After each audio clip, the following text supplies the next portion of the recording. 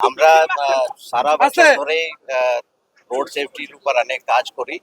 এটা special emphasis যাতে দেওয়া হয়। সারা বছরই আমাদের ট্রাফিক উইং কাজ করে, থানা থেকেও কাজ করে, সবাই মিলে আমরা কাজ করি।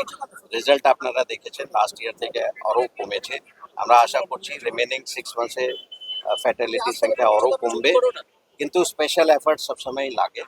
তো আজ থেকে এটা এক সপ্তাহের জন্য শুরু হলো। এর মধ্যে অনেকটাই প্রোগ্রাম আছে, যেটা ডিসি ট্রাফিক ডিটেলসে বলেন।